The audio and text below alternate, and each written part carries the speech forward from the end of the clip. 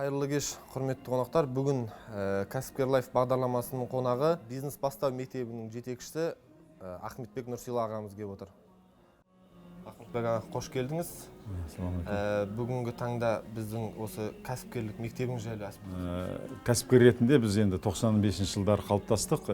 Біз енді соқыр мысық сияқты жаңа көзін ашқан. Бізде информация жинау қай жерде мүмкіндік болмады. Өзіміз аннан шықып, мындан шықып іздеп жүріп, кәсіпке болу үшін талай рет жығылып, талай рет құладық. Көбінесе білім жетіспегендіктен.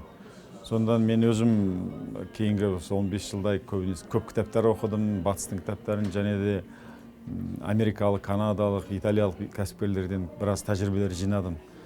Содан кейін өзім ойладым, кейін кезде неге осыны жастарға жинаған тәжірибені үйретіп бермес пе деп. Және қазақ тілінде өткізген себебім, енді қазіргі кезде мына Қытайдан келген қандастарымыз, Моңғолиядан келген қандастарымыз, және де ауылдан таза қазақ тілінде оқып шыққан азаматтар көп. Кәсіп бастасам деген көбіне білім жетіспейді. Оларға бірінші кедергі орыс тілінде таза түсіне бермейді, екіншісі өте көп қомақты қаражат талап етеді. Сондықтан кішкене қол жетімді қылып, өзіміздің енді кәсіп бастайын деген азаматтарға екінші қазақ тілінде деп бастап көрдім. Мен сол көбінесе Ресейден көргендерінде, сонан кейін мына Яновский түрлі шетелдің онлайн өткізеді ғой, тренингтерді, мысалы көп украин тілі өткізеді. Солардан жинаған тәжірибемді жинақтап, және де қазақстандық біздің аудиторияға, біздің сұранымға қарай соны ақырындап барған сайын өзгертіп, шамамыз жеткенше жетілдіріп келе жатырмыз. Орыс кәсіпкерлік мектептерінен бізде бір өзгешеліктер бар ғой, сіздің және кәсіпкерлік мектебіңізде? Әрине бар. Ұлттық құндылықтар және де. Мәселе тек онда ғана емес, және де мысалы орыстың атын атап айтқан кезде бизнес молодость деген бар, онымен Аяз деген мысалы бір жігіт бар да, Шагабудинов. Солардікінен мен өзім қатынастым, солардікінен сын көзбен қарап, солардың нәтижесіне қарап, қазақстандық неменеге кішкене өзгерттім.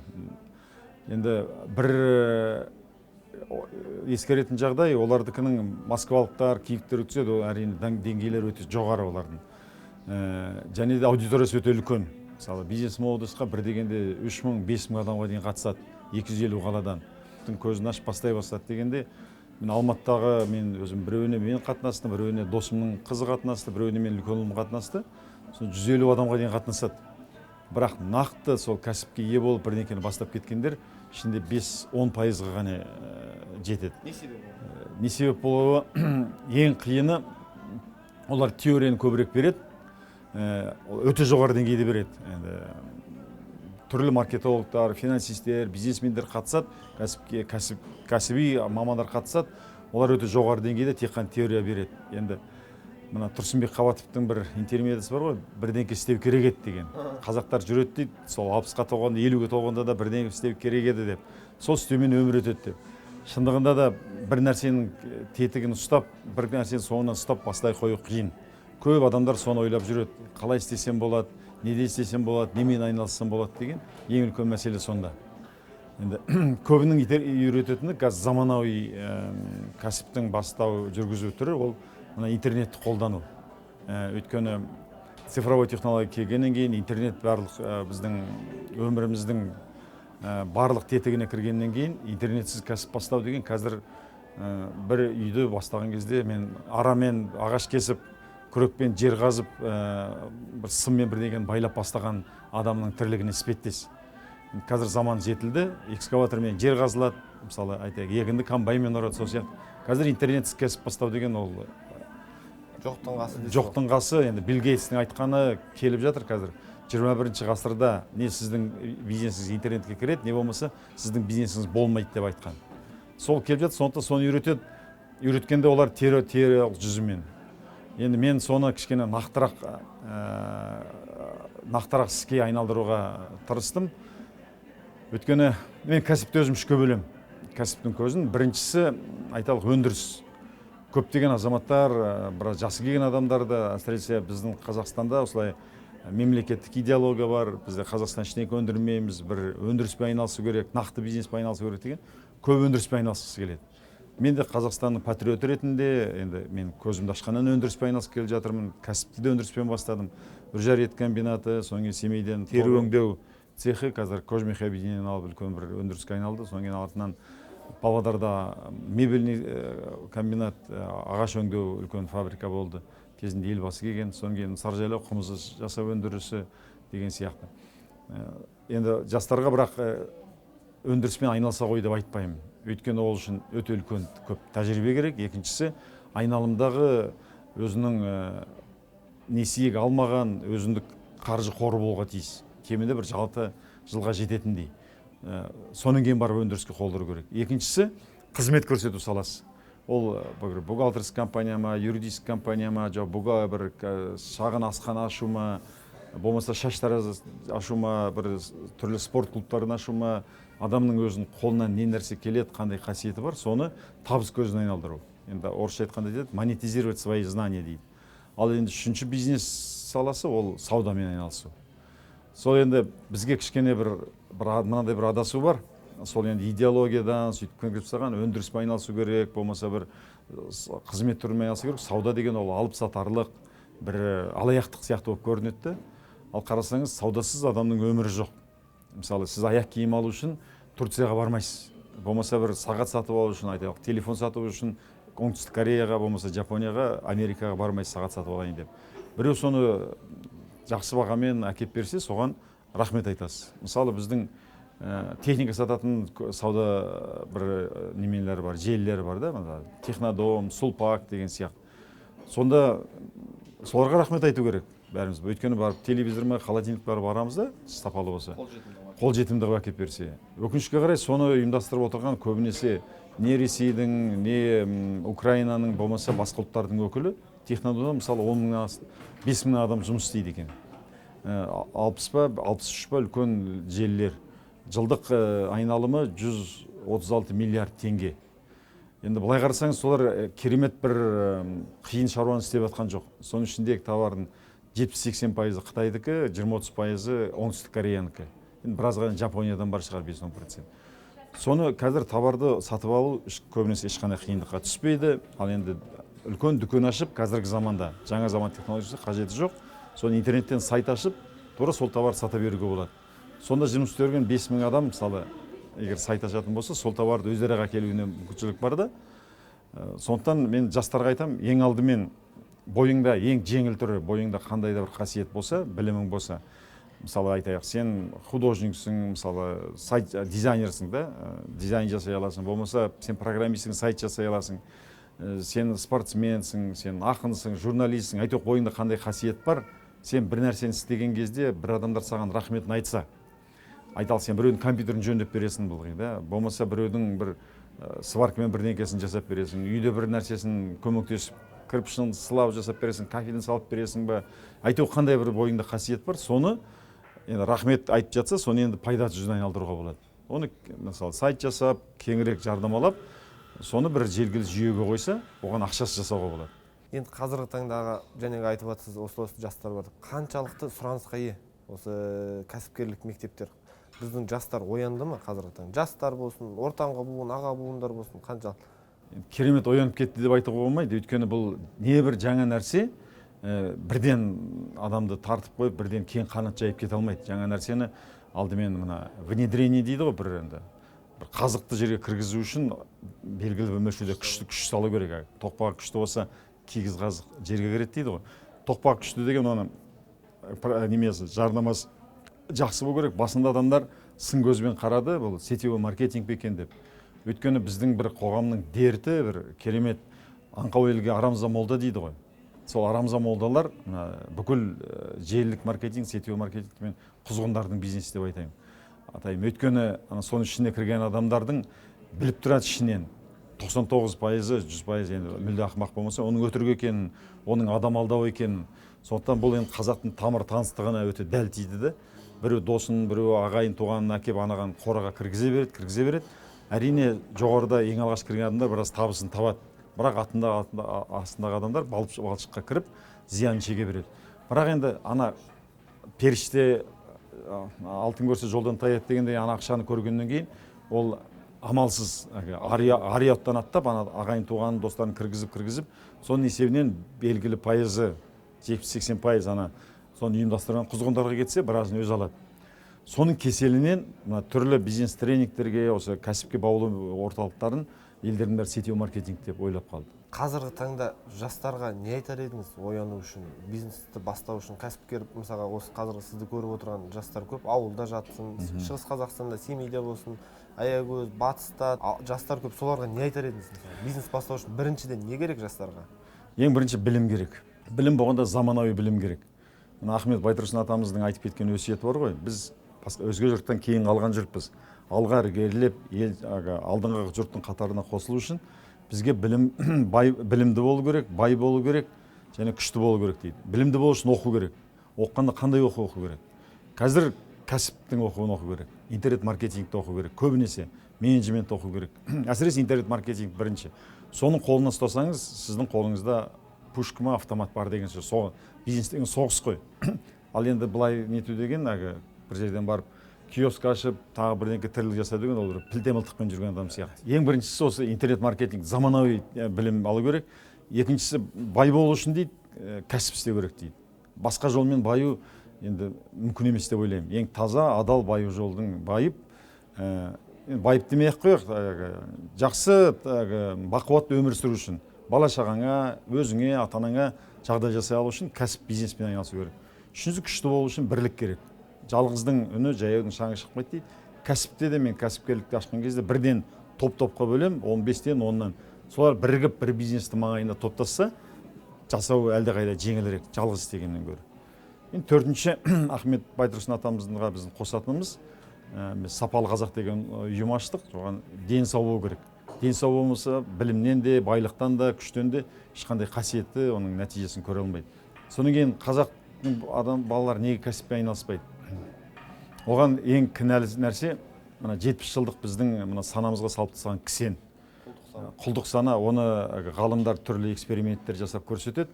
Бір мынандай банкеге бүрге дейді ғой, ұшып жүреді. Сол бүргені салып қойып, аузын жауып қойып, бүйтіп 3 сағат ұстап отырса, 3 сағат па, 5 сағат па, 5 сағат ұстап отырып, қақпағын ашып тастаса, бүрге әкеден ішіп шыға алмайды.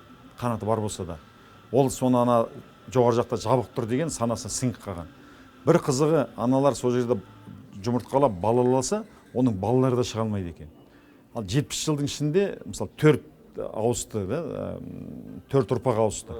Оның атасы сонда өкіметте жұмыс істеді, өмір бойы өкіметке бағынышты болды, өкімет өлтірмейді, өкімет асырайды, өкімет зейнетақы береді деп сөйтіп келді. Содан кейін тірліктің көзі қайсы? Дұрыс өмір сүрудің, тезірек бір жерден жақсы білім алып, жақсы қызмет алып, бір жерге барып тұру.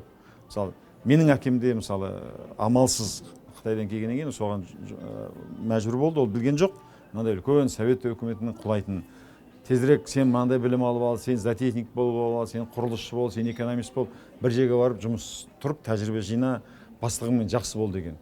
Мысалы, қазіргіде мен тәжірибе мендегі командамдағы жігіттердің, қыздардың бәрі айтады, 99% айтады, әке-шешем білмейді мен бұнда келіп жүргенімді. Әке-шешем айтады, сен бір жерге барда жалшы бол, бір жерге барып қызметке тұр, сол жер қызметтен айырылма деген.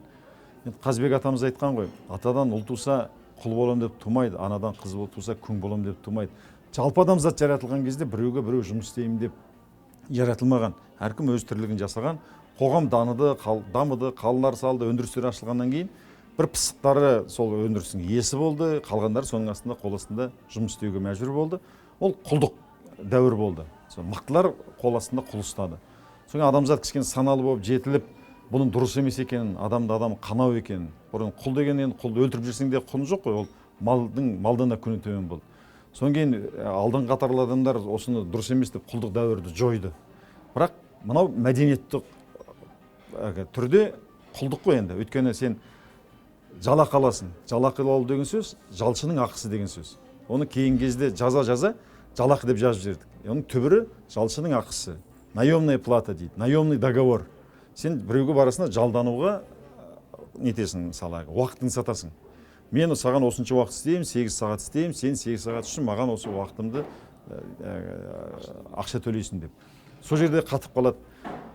Сол енді қаншама жыл солды кісенді лақтырып тастау өте қиын шаруа. ауру батпандап кіреді, мысқалдап шығады дейді ғой, сол құлдық санада баспандап кірді, мысқалдап шығару өте қиын.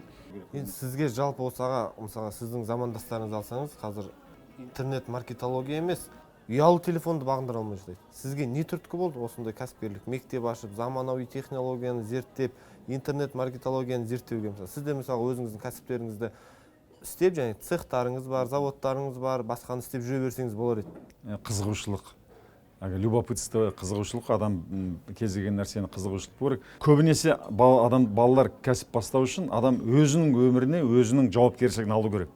Ол ең ауыр, ең қиын нәрсе. Қазір жастардың үйленбей жатқандарды бәленбай жатқа дейін сол, өйткені бұрын кезде айтып әке-шешесі бірдеңе асырайды, қазір жігіттердің көбі қызға сөз айтуға қорқады. Өйткені ол үйленгеннен кейін оған жауапкершілік алу керек. Ана семьяны басқару керек. Енді біз азиат мемлекетпіз ғой енді. Әйелге емес, көбінесе еркек. Бала шағасын асырау керек, үй алу керек. Оған ол жүрегіне де сенімділік жоқ. Өздері білмейді неге еткенін. Мен айттым, сендерде жүректерде сенімділік жоқ, отбасын асырай алатындай. Сондықтан алдымен өз өміріңе жауапкершілікті алу ол өте қиын нәрсе. Ал біреудің артында жүріп, ой, өкімет жаман, бастық жаман, біздің мекемеде жалақы бермей қалды, жұмыстан қысқарып қалды деп ақталу өзің алдында ол жеңіл нәрсе. Сондықтан көбінесе адамдар жас кезінен лидер болып, кішкене көшбасшы болып тумағаннан кейін ылғи біреудің артында жүрген адамға осы немеден шығып кету басында.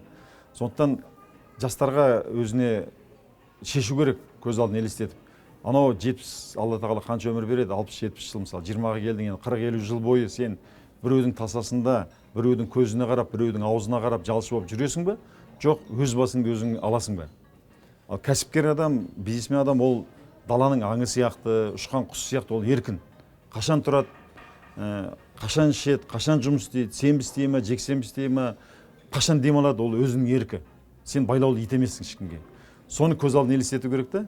Не өмір бойы біреудің шынжырылдағы итесің, біреудің арбасында жүрген сен соның қашырысың, болмаса сен еркін адамсың.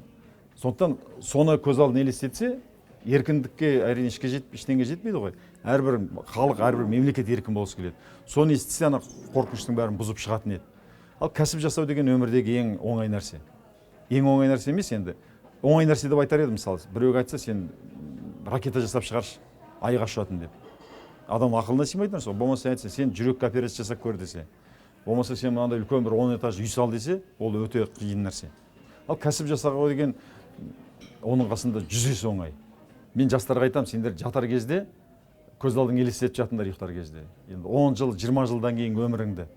20 жылдан кейін сен мына өзің басыңда жақсы үйің бар, астында жақсы көлігің бар, балаларыңды жақсы жерде оқытып жатырсың, ағайын туғаның, әке-шешеңе, балаңа, жұбайыңа кез келген жағдай жасап бердің, әлемді көрдің, мысалы айтайық, Европаға бардың, Турцияға бардың, ешқандай сенде осылай өмірдің қызығын көріп жатырсың. Содан кейін екінші рет көз алдың елестет, тағы да қайтадан жұмда көзіңді аштайды. Ол үшін не істеу керекпін? Ол үшін мен таңертең 5-те тұру керекпін, ең бірінші білім жинау керекпін. Білімсіз оған қол жеткізе алмайсың. Білім жинау керекпін, әрбір минутымды тиімді пайдалану керекпін. Жатар жастаған. Сол кезде мен осы жерде орысша существование дейді, тек қана сүлкиіп біреудің қолына қарап емес, бықсып жанған қоламды емес, артымызда шоқ қалсын деп Мұқағали айтқан. Бықсып жанбай толыққанды өмір сүрдім деп. Соң қайтадан көзін жұмдайды, мен осы беті жүрмін. Мен осы беті жүрмін, жалақым, алай тартсам былай жетпейді, былай тартсам былай жетпейді, пәтер ақы, кредит, тойға барсам ештеңе апара алмаймын, бейшара болып өмір сүрдім, 60-қа келдім, ешқандай балама да, әке-шешеме де ешқандай жағдай жасай алмадым деп. Ол да сені шошытып оятады. Біз просто болашақты ойламаймыз да, балалар ойламайды. Әйтеуір күн атты, күн батты, ішкен жегеніне мәз болып жүрсін. Абай атамыз айтады, өзің қарның ішінен жұмыс істеген адам хайуансың деп. Онда хайуанның біреусің, әйтеуір күн өтті, әйтеуір жарайды, болды, кейін бірдеңкесі болар деп. Ештеңкесі болмайды. Жақсылық көрсем өзімнен, жамандық көрсем өзімнен, тағдыр қылды дегенді шығарамын сөзімнен, Сұлтанмахмұт Торайғыров айтқан. Сондықтан жақсылық көрсең де, жамандық көрсең де ол өз қолыңда. Мұқағали айтады, кім боласың, қалай өмір сүресің, ол өзіңнің үлесің дейді. Сондықтан жастарға айтатыным сол. Жатар кезде осы екі сценарийді ойлап жатсаң, екеуі де таңертең сені сағат 5-те үстіңнен суық су құйғандай атып тұрғызады. Жақсы өмірді армандасаң да білесің, осыны жұмыс істеуді көзің жанып істесем деп. Ананы ойлағанда қорыққаннан тұрасың. Онда үйтіп өмір сүргеннен сүрмей қойған жақсы. Енді қазіргі таңда сіз жаңа айтып жатсыз ғой, жастар деп. аға буынның да кедергісі көп ол. Мен мысалға өзімді осы бизнеспен айналысып жүргелі 2 жылдан асты. Және кәсіп, және ұсақ бауырсақ өндіріп шығардым. Жалға беретін үйлер, пәтерлер береміз, сондай компаниялар бар. Соған байланысты бір күн жұмысым жүрмей қалса, үйдегілер "Ой, бар жұмысыңа бар, жұмысыңа бар." Сол сөзді күнде айтады. Енді шынымен де мен өзіме де бұл қиынға тиді. Ата-анам болсын, достарым болсын, және жолдасым болсын, бәрі "Ой, сен осы тұрақты жұмысқа тұра саласың ғой." Бір 3 күн жұмысың жүрмей қалса, олар сұрайды: "Сен тұрақты сол 200 мыңдық, неге кеттің сен ана соннан, сен неге кеттің журналистикадан?" деген сұрақтар көп болады да. Осыған байланысты енді бұл аға буынды өзгерту қиынырақ деп ойлаймын енді.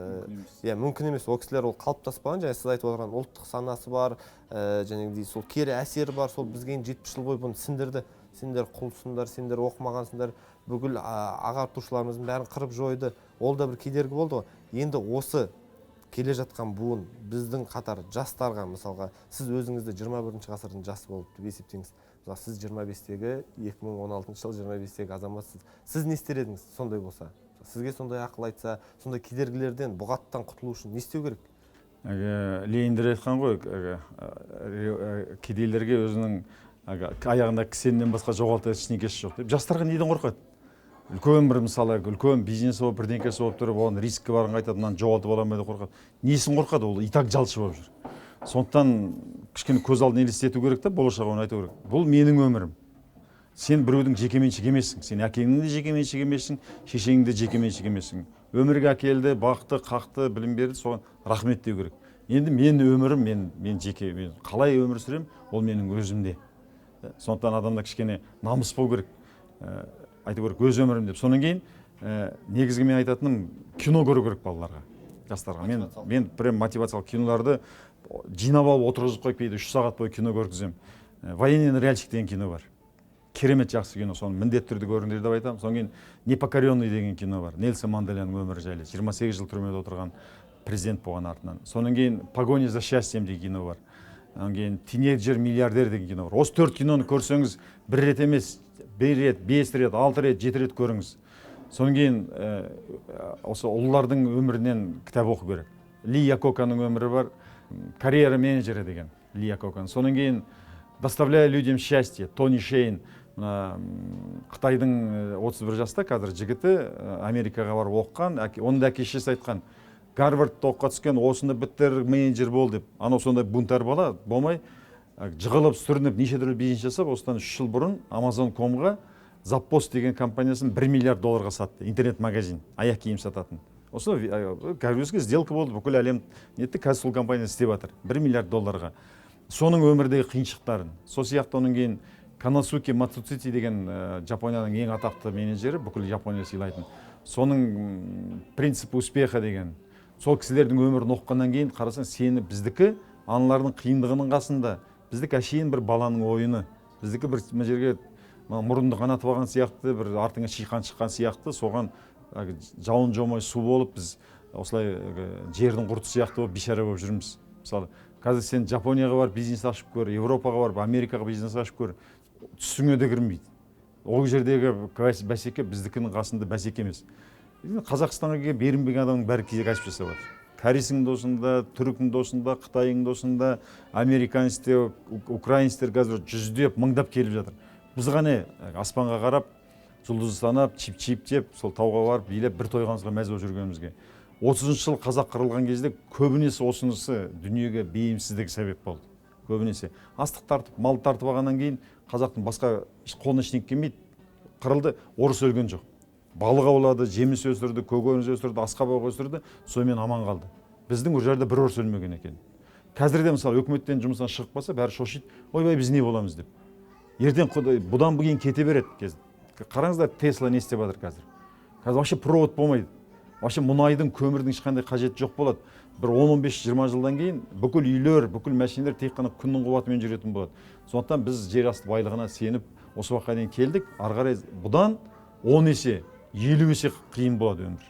Сондықтан заманауи білім алып, бүгіннен бастап адам бірдеңкеге құйырынан ұстамаса, ертең аштан өлу қаупі туы мүмкін. Мына жердің астының байлығы бағынба, сорынба дегенде мен айтам, көбінесе сорымыз.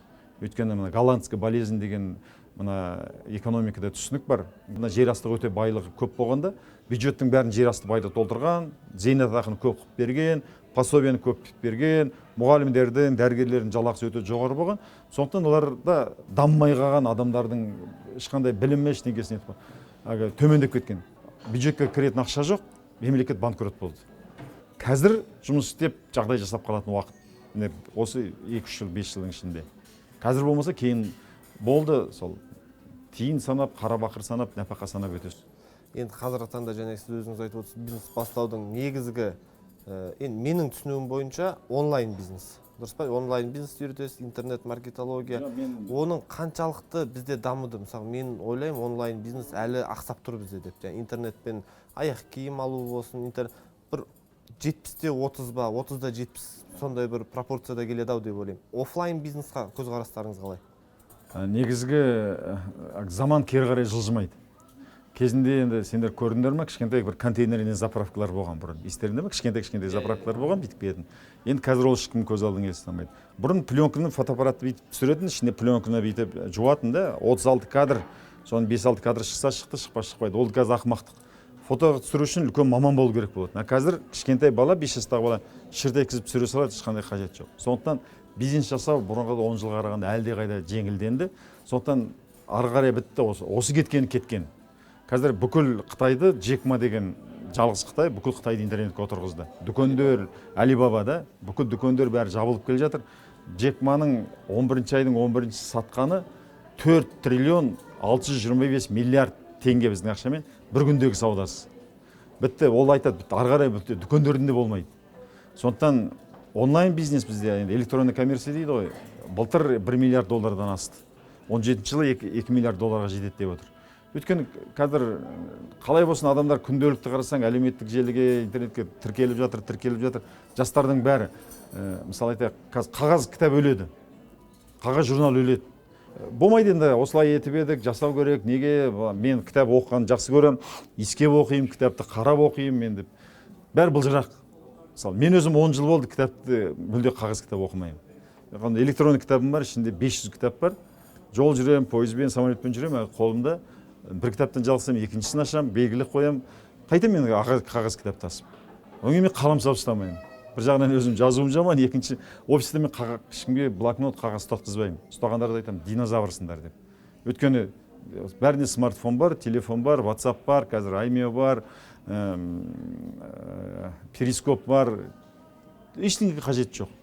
Енді есік алдында трактор тұрғанда барып, орақпен барып егін оғу деген ақмақшылық қой. Сондықтан онлайн бизнес ол болашақтың бизнесі. Офлайнмен әрине, енді онлайн сен барып компьютер арқылы тамақ жей алмайсың. Компьютерден арқылы тағығанда шашыңды компьютермен алдыра алмайсың. Бәрі офлайн бизнес керек. А онлайн бәрібір көшеді. Сауданың көп онлайнға көшеді. Кәсіпкер мектебіне айтамын, сендер кетіп бара жатқан пойыздың соңғы вагонында мініп жатсыңдар. Мініп үлгердіңдер, ал қалғандар қалды. Олар үлгермегеннен кейін қазір мысалы 90-шы жылы бізді кәсіп бастаған кезде бізге өте жеңіл болды. Бір жағынан қиын болды, бір қиындығы білім жоқ. Біз енді өкіметте жұмыс істедік, бюджет деген не, финанс деген не, маркетинг деген не, оны адамдар қалай жұмыс қалу керек, жалақысын, мотивация, ештеңкесін білмейсің, айту қара дүрсін, мөлшермен, бір жығыласың, бір тұрасың. Қазір білім деген дайын. Келген бизнес тренингке барсаң, менде 1-2 ай оқып шыққандар ана дипломын 10 есе артық білім алып шығады. Өздері айтады шындығында, аға 4 жыл оқыған білімінен осы 1-2 айдың ішінде артық білім алып шықтым деп. Ондай мектептер көп. Тіпті болмаса онлайн, ютубта тегін сабақтар, ерінбек адамға былай. Мен өзім түгел сабақтар көп ютубтан алып қарадым да. Қазір бір жылдың ішінде сондай миллионер болып кетуге болады. Доллары миллионер болып кетуге болады. Мысалы жаңа ғана енді Аяз деген Шагабуддинов да, Шабуддинов былтыр 5 миллиард теңгедей ақша тапты. 23 жастағы бала, бір тиынсыз бастаған. Қазақстанда ондай мысалдар жеткілікті. Мысалы Затибе Бәке деген, Марғұлан деген бала 24 жаста ма қанша? Айына бір тиын ақшасыз 10 миллион теңгеден астам ақша табады, тек қана біліммен ғана. Мен қоластымда, қоластымда, командамда, мен 30 бала бар, менің компаниямда бір жалшы жоқ. Мен өзім жалшы емеспін, оң кейін бірде-бір қоластыма жалшы ұстамаймын. Бәріміз акционеріміз. 7 жоба бар, бәрі 7 жобаның акционерлері, менімен бірге. да, мысалы қуырдақтың көкесінде акционерлер, ана веб бастауда акционерлер, бастау продакшн, содан кейін экспорт, қазір Қытаймен жұмыс істеп жатырмыз. Сондан кейін этно бастау, қазір бір өндіріс орындарын бастап ақырындап ашайық деп жатырмыз. Бәрі сонда акционер болып кіреді. Келгенде айтам, міне не мықты болса интеллектуальный собственность, кімнің қаржылай мүмкіншілігі бар, қаржылай салады, соған акционер болып кіреді. Қазіргі таңда Қазақстандағы кәсіпкерлік мектептер қандай деңгейде? Енді әрине біз Ресей мен Украинадан 2 жыл 3 жыл қалып келе жатырмыз. Енді өкінішке қарай біздің баяулығымыз бар, әсіресе соның ішінде мына қазақ тілді. Біздің сылбырлығымыз, кішкене жалқаулығымыз, және 70 жылдағы мына Совет өкіметінің бізді таптап, жаншып тастаған, біздің рухымыз сынып кеткен, құлдық сана миымызға сіңіп алған қорқақтығымыз осының кеселінен. Соны оятатын бір күш керек. Мен соған өзім дал боламын, мен былай да ойланам, былай да ойланам.